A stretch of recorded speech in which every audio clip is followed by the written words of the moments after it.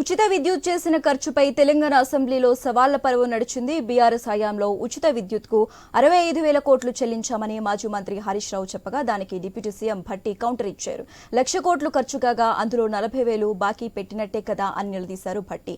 ఈ వాదనను హరీష్ రావు కొట్టిపారేశారు. తాము సంపాదించి పెట్టి ఇచ్చామని, సభను అబద్దాలతో ప్రభుత్వం తప్పుదోవ పట్టిస్తుందన్నారు. విద్యుత్కు బీఆర్ఎస్ హయాంలో డబ్బులు ఇవ్వలేదన్నారు.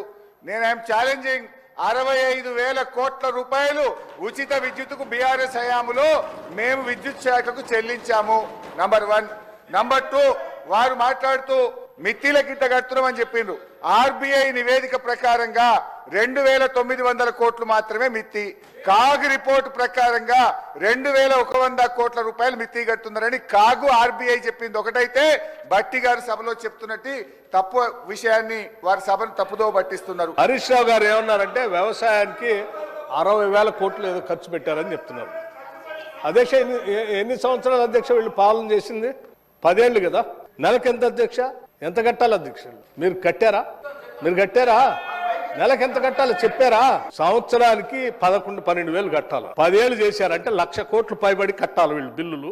60 కట్టానే ఆయనే చెప్తా ఉన్నాడు. అంటే 40,000 కోట్లు అట్లా పెండింగ్ పెట్టి పోయారు మీరు భారం అని చెప్తా ఉన్నారు కదా అధ్యక్ష. ఎట్లా అధ్యక్ష అయినా ఇంకా అబద్ధాలు చెప్పడానికి ప్రయత్నం చేస్తే ఎట్లా అధ్యక్ష? 2014-15లో మన బడ్జెట్ 68,000 కోట్లు. మేము మీకు ఇచ్చినాడు మన బడ్జెట్ 3,00,000 కోట్లు. మరి బడ్జెట్ పెరిగింది కదా, ఆస్తులు పెరిగినాయి కదా.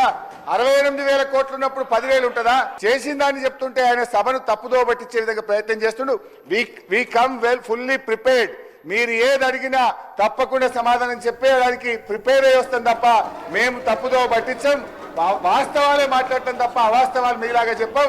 మీలాగా రాజకీయ ఉపన్యాసాలు ఏం స్ట్రైట్ గా చెప్తున్నాం. ఉచిత విద్యుత్తుకు 65,000